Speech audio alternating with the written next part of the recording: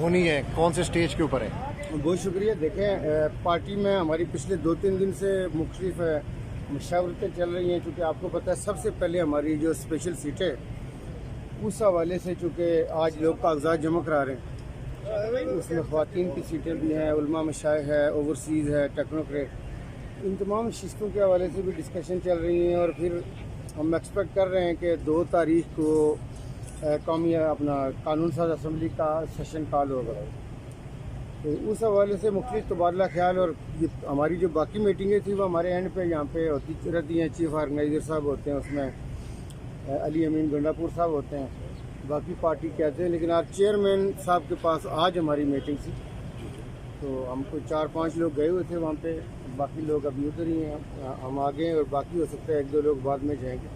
یہ مختلف چونکہ آپ کو پتہ ہے اسمبلی سیشن کے بعد اسپیکر کا، ڈپٹی اسپیکر کا انتخاب ہونا ہے، اور پھر باقی پوزیشنز کے حوالے سے اناؤنسمنٹ کس کی کیا پوزیشن ہے ان اسپیشل سیٹوں سے ہٹ گئی، یہ ساری کی ساری چیزیں یہ چونکہ چیئرمین آفس سے ہی جاری ہوں گی.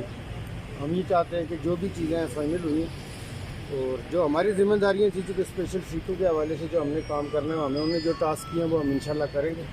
باقی کس کو کیا عہدہ دیا جا رہا ہے وہ چونکہ چیئرمین آفس سے ہی پریس ریلیز وہ دیتے ہیں یا جس طرح بھی اسٹیٹمنٹ دیتے ہیں، تو وہ ہم چاہتے ہیں کہ وہیں سے آئے تو زیادہ اچھا ہے. آپ کی جماعت میں وزیر اعظم کے امیدوار کتنے ہیں اور کیا سردار تنویر ریاض بھی ان امیدواروں میں شامل ہیں؟ دیکھیں ہم نے تو کوئی اپنی امیدوار ہم نے اپنے آپ کو والنٹیئر نہیں کیا.